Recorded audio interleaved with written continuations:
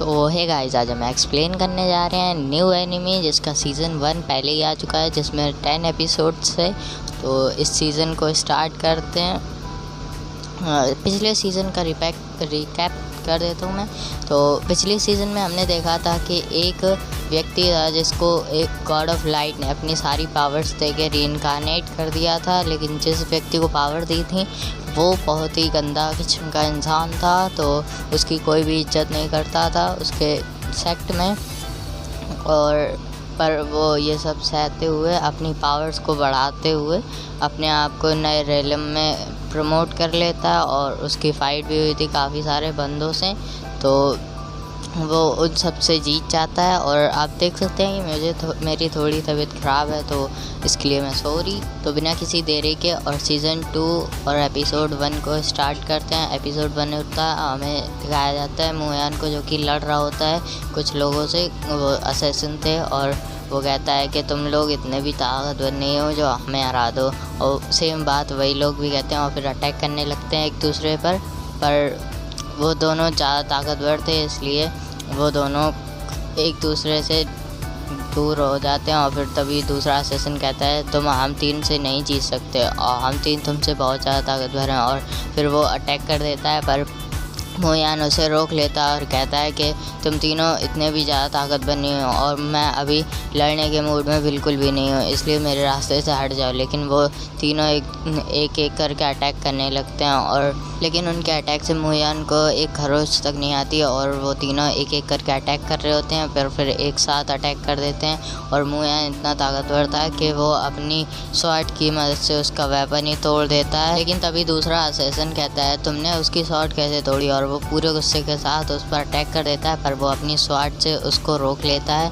पर तभी वो ऊपर खड़े वहाँ पे ऊपर मौजूद जुयान और वो लड़की कहते हैं कि जुआन तो बहुत ज़्यादा ताकतवर बन गया है, उसकी स्वॉर्ड तो देखो इमॉर्टल गॉड की स्वॉर्ड लगती है। और ऐसे ही बात कर रहे होते हैं वो लोग और कहते हैं कि ये तो बहुत ज़्यादा ताकतवर है। और ये जो लड़की है ये जुआन से प्यार करती है, पर वो दोनों उसके बाद उसकी बहुत ज़्यादा तारीफ़ कर रहे होते हैं स्वॉर्डमैनशिप की। और तभी हमें जुआन दिखाया जाता है जो कि अपनी और भी ज़्यादा ताकत को एक्टिवेट कर लेता है, और तभी वो लोग भी अपनी फुल पावर को एक्टिवेट करके उस पर अटैक करने आ जाते हैं। पर जुयान ज़्यादा ताकतवर था और वो अपनी स्वॉर्ड और अपनी पावर की मदद से उसके अटैक को रोके हुए था और कहता है कि मुझे जाने दो यहाँ से। वहीं पे वो अपने मन में सोच रहा होता है ये इतने ज़्यादा ताकतवर कैसे बन गया। तभी वो कहता है कि मुझे जाने दो मुयान की मदद करने, और तभी वो लड़की रोक लेती है और कहती है नहीं रुक जाओ। और इसके बाद वो लड़की कहती है हम लोग आउटसाइडर हैं और हमारा किसी चीज़ में उंगली करना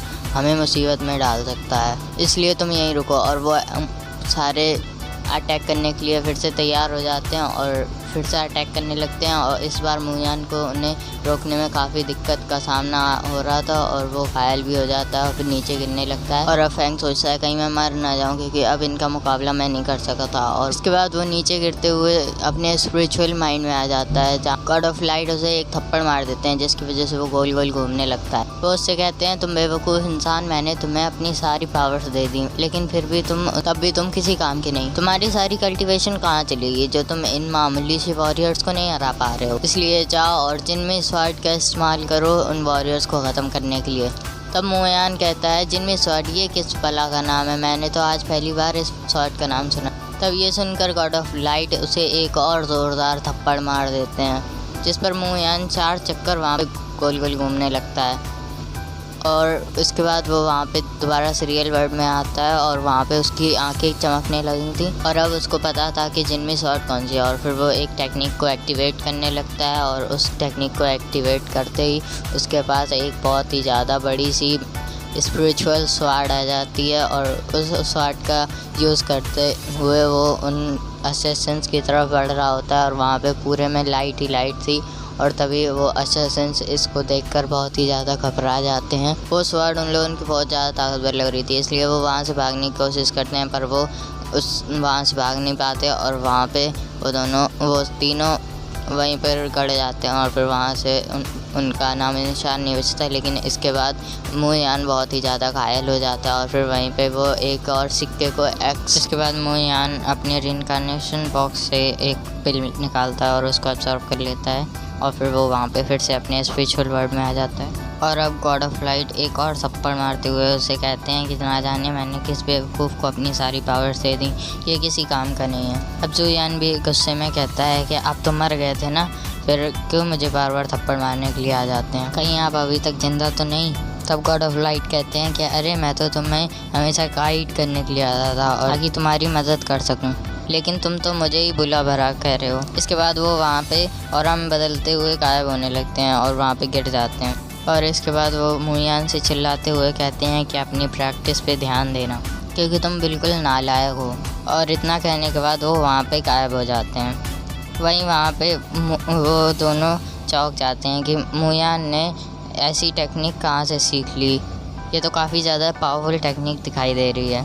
मुयान सच में बहुत ही ज़्यादा पावरफुल कल्टीवेटर बन गया है, ना जाने उसकी मदद कौन करता है, जिसकी वजह से उसकी पावर बहुत ही ज़्यादा बढ़ गई है और अभी भी बढ़ रही है। वहीं फैंग हुआंग को आगे बताता है, कल मैंने इम्पीरियल डाइनिंग रूम में जुनतियान सेक्ट के एक डिसाइपल को देखा है, ना जाने वो वहाँ पे क्या कर रहा था।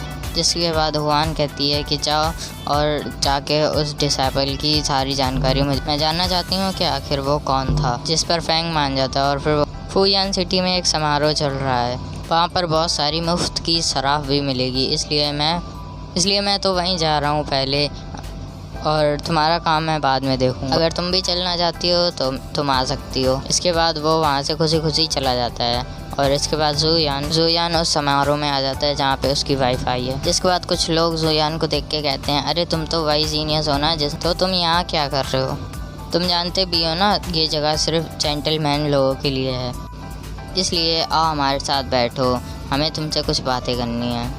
इसलिए जुयान कहता है, मैं तुम लोग जैसे कचरा लोगों के साथ बातें नहीं करता, इसलिए मुझे आगे जाने दो। अब ये सुनकर वो कहते हैं कि तुम्हारी हिम्मत कैसे हुई हमें कचरा कहने की, इसलिए कचरा तो तुम ही हो क्योंकि तुम अपनी शादी के वक्त अपनी बीवी की बजाय उसके दोस्त के साथ थे और ऐसा काम करने के बाद भी तुम हमें कचरा कह रहे हो, इसलिए चले जाओ यहाँ से, तुम जैसे लोगों की यहाँ पे ज़रूरत नहीं है। लेकिन तब भी जुयान वहाँ से आगे बढ़ने लगता है, लेकिन वो मोटा उसे रोक देता है। ये जगह सिर्फ जेंटलमैन लोगों के लिए, इसलिए वापस चले जाओ, मैं यहाँ पे जेंटलमैन हूँ, इसलिए मैं तुम्हें यहाँ से बाहर जाने का ऑर्डर देता हूँ। अब ये सुनकर जुयान को गुस्सा आ जाता है और वो एक चेयर उठा के उसके सर पे मारता है। इसके बाद वो उससे कहता है, तुम जेंटलमैन हो ना, जेंटलमैन को दर्द नहीं होता, अब मार खाते जाओ खाली। अब ये देख कर वो बाकी लोग भी एकदम डर जाते हैं और अपने पैर छिपाते हुए वहाँ से भाग जाते हैं ताकि जुयान उन्हें भी न मारने लगे। दूसरी तरफ हम फैंग को देखते हैं जो एक लड़की के साथ चांद को देख रहा होता है। जिसके बाद वो उस लड़की से कहता है, अगर मुझे मौका मिले तो मैं चांद पे जाके वहाँ पे तुम्हारे साथ शराब पीना पसंद करूँगा। इसके बाद वो बातों ही बातों में उसके क्लोज आने की कोशिश करता है, लेकिन वो लड़की उसे 100 और ज़्यादा थप्पड़ जड़ के वहाँ से चली जाती है। तब वहाँ पे मुयान आता है, जिसे देखकर फैंग कहता है, तुम तो पहले लव गुरु हुआ करते थे, तो क्या मुझे भी कुछ टिप दोगे ताकि वो भी तुम्हारी तरह लड़कियों के साथ घूम सके। तब ये सुनकर वो उसे एक बुक दे देता है जिस वजह से बहुत ही ज़्यादा कई सारी टेक्निक थी लड़कियों को पटाने की और उसमें से पिंक कलर का ऑरा बाहर आ रहा होता है। इसके बाद मुयान कहता है, मैं तो इन सारी टेक्निक में मास्टर हो चुका हूँ, रुको तुम्हें एक नमूना दिखाता हूँ। और फिर वो अपनी पावर की मदद से एक बड़ा सा हार्ट बनाता है और उसकी मदद से डांस करने लगता है। तो वहाँ की सारी लड़कियाँ आकर उसे देखने लगती हैं, जिस पर वो कहता है, आप तो सच में बहुत बड़े गुरु हो, आप मुझे भी सिखा दो ऐसे कैसे करते हैं। जिस पर मुयान कहता है कि तुम मेरे साथ रह रह के सीख जाओगे और तुम मेरे साथ रहोगे तो मेरी तरह बन जाओगे, मैं तुम्हें सारी चीज़ें सिखा दूँगा। लेकिन तभी वहाँ पे किन्मो आ जाती है। ये देखकर फैंग घबरा जाता है, भाई यहाँ से निकल ले वरना बहुत बड़ा फंसेगा।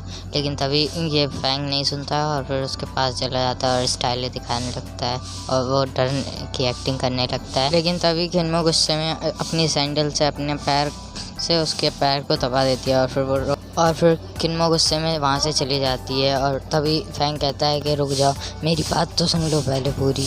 मैं तुम्हें समझा सकता हूँ कि मैंने ये सब जानबूझ के नहीं किया, मैं तो सिर्फ फैंग को दिखा रहा था। लेकिन वो उसकी एक नहीं सुनती और वहाँ से जाने लगती है। इसके बाद मुयान खुद से कहता है, इस फैंग के बच्चे को तो मैं जिंदा नहीं छोड़ूंगा। जब भी मेरे पास आता है कोई ना कोई मुसीबत आई जाती है।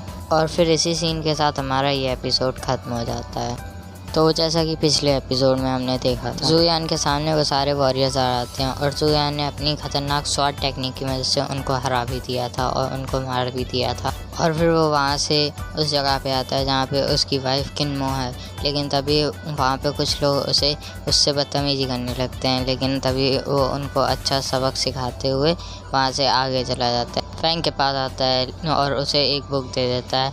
और उसके बाद उसकी बीवी ने उसके पैर पे एक सैंडल रख दी थी। और फिर तभी इसके बाद यहाँ से हमारा स्टार्ट होता है एपिसोड। जुयान खुद से कह रहा होता है, ये फैंग तो बहुत ही ज़्यादा बुरा है, जब भी मैं इसके साथ होता हूँ मेरे साथ कुछ ना कुछ गड़बड़ी ज़रूरी होती है। आज से तो मैं इससे मिलूंगा ही नहीं। लेकिन तभी वहाँ उसे किन्मो कहीं दिखाई नहीं देती है। वो आसपास ढूंढने लगता है, आखिर मेरी वाइफ कहाँ चलेगी। लेकिन तभी वहाँ पे उसकी वाइफ किन्मो दिखाई देती है, जो कि एक बुक पढ़ रही होती है। इसलिए वो उसके पास जाने लगता है। लेकिन तभी वहाँ पे उसके पास कुछ लड़कियाँ आ जाती हैं जो कि उसका मजाक उड़ाने लगती हैं। और वो लोग उसका मजाक जुयान की वजह से बना रही थी। वो कहती हैं, इसका हस्बैंड तो बहुत ही बेकार है, बिल्कुल नाकारा है, बिल्कुल बेकाम का है, उसके जैसा घटिया इंसान तो इस पूरी सिटी में कहीं नहीं है। इसके बाद वो कहती है, मैंने तो सुना था किन्मो बहुत ही ज़्यादा टैलेंटेड है और उसके पास बहुत ही ज़्यादा लिखने की टैलेंट है, लेकिन उसने उसके साथ शादी कर ली। इसके बाद वो कहती है, अगर मैं उसकी जगह होती तो मैं तो कभी भी उस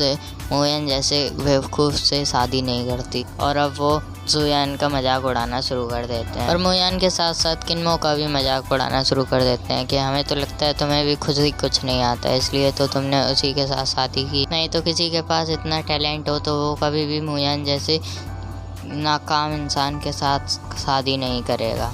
वो तो इतना ज़्यादा नालायक है कि वो तो अपनी शादी की थी नहीं किसी और के साथ था। ये सुनकर किन्मो को बहुत ही ज़्यादा बुरा लग रहा होता है। लेकिन फिर भी वो खाली उन लोग से शांत होने के लिए कह रही होती है, उन पर ज़रा सा भी गुस्सा नहीं दिखाती और इसका वो लोग और ज़्यादा फ़ायदा उठा रहे होते हैं। लेकिन उसके बाद वो उससे कहती है कि अगर तुम खुद को साबित करना चाहती हो तो हमें कोई पोएम लिख के दिखाओ, उसके बाद ही हम मानेंगे कि तुम्हारे अंदर टैलेंट है, वरना हमें लगेगा कि तुम भी उस जुयान की तरह बेवकूफ़ हो। लेकिन तभी वहाँ पे एक दूसरी लड़की आके उन लड़कियों को चुप करा देती है। और ये सारी चीज़ें देखकर मुयान को तो बहुत ही ज़्यादा गुस्सा आ रहा होता है। उसका तो बस चलता तो वो उन सारी लड़कियों को बहुत मारता, लेकिन वो उन पर हाथ नहीं उठाता और उनका जवाब उन्हीं की तरीके से देने का सोचता है। और वो अब अपनी गॉड पावर का यूज़ करके एक पेपर पे एक बहुत ही बढ़िया पोएम लिखना शुरू कर देता है। और जैसे ही ये पोएम वो लड़कियां पढ़ें उन्हें लगे कि किन्मो ने लिखा, जिसके बाद वो उसकी तारीफ करने लगेंगी। लेकिन तभी वहाँ पे पीछे फैंग भी आ जाता है और वो कहता है, अरे वाह भाई, तुमने तो बहुत ही अच्छी किताब लिखी है, इससे तो हर लड़की मेरे पास आ रही है, पर अभी ज़रा मुझे ये बताओ तुम लिख क्या रहे हो। लेकिन मुयान उसे कुछ नहीं बताता और जैसे ही वो पोएम पूरी लिख के कंप्लीट होती है वो उसे एक प्लेन बना देता है और उसमें फूंक मारते हुए उसे किन्मो की टेबल की तरफ फेंक देता है, जो रॉकेट उड़ते हुए उस टेबल पे गिरता है। और तभी उन लड़कियों में से एक लड़की देखती है और फिर उस पोएम को पढ़ती है, क्योंकि उन्हें लग रहा था कि इस पोएम को भी किन्मो ने ही लिखा होगा। लेकिन ये देखकर किन्मो भी हैरान होती है कि ये पेपर का टुकड़ा आखिर यहाँ पे कैसे आया, इसे तो मैंने देखा ही नहीं। लेकिन जब वो लड़कियाँ उस पेपर को पढ़ना शुरू करती हैं तो उनकी आंखें तो खुली की खुली ही रह जाती हैं, क्योंकि उसके अंदर काफ़ी अच्छी लाइनें लिखी हुई थी, क्योंकि उसमें काफ़ी ज़्यादा अच्छी लाइनें लिखी हुई थी, जो कि बहुत ही ज़्यादा माहिर पोएट ही लिख सकता है। जैसे जैसे वो लोग उस पोएम को आगे पढ़ रहे होते हैं वैसे ही वैसे किन्मो को अच्छा लग रहा होता है, क्योंकि वो पोएम लिखा ही इतना सुंदर तरीके से था जिसे पढ़कर किसी का भी दिल खुश हो जाए। और अब किन्मो चांद की तरफ देखती है और चांद को देखकर सारी पोएम की लाइन महसूस कर रही होती है।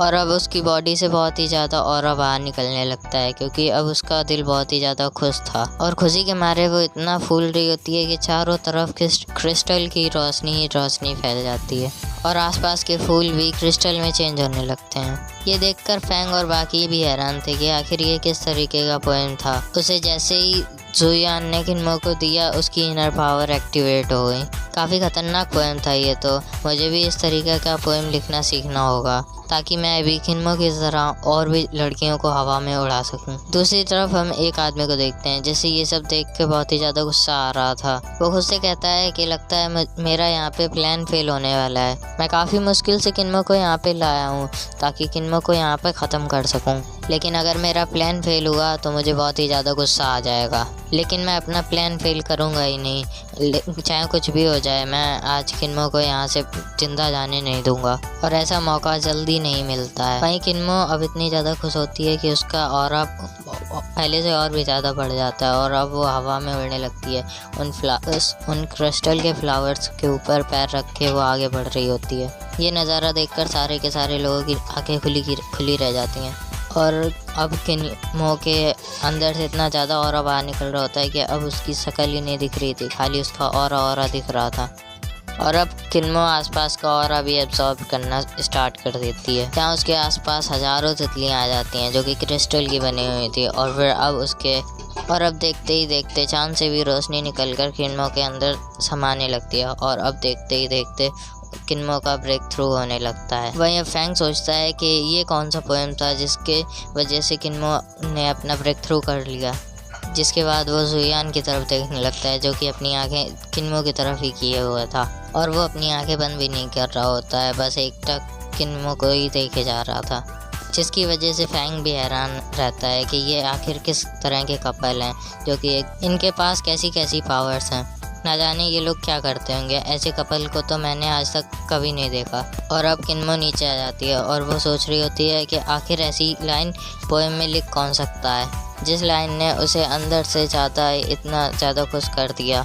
लेकिन उसे ये नहीं मालूम होता कि ये लाइन जुयान ने ही लिखी हुई है। लेकिन जब उसे ये मालूम पड़ेगा तब उसकी खुशी 4 गुना ज़्यादा बढ़ जाएगी। लेकिन जब वो खुश हो रही होती है तब वहाँ पे कुछ असैसिन्स आ जाते हैं जिन्हें उसी आदमी ने भेजा था किन्मो को मारने के लिए, और फिर वो अटैक कर देते हैं किन्मो पर। लेकिन वो उस पर अटैक करते उससे पहले ही हमारा ये एपिसोड ख़त्म हो जाता है। Thanks for watching.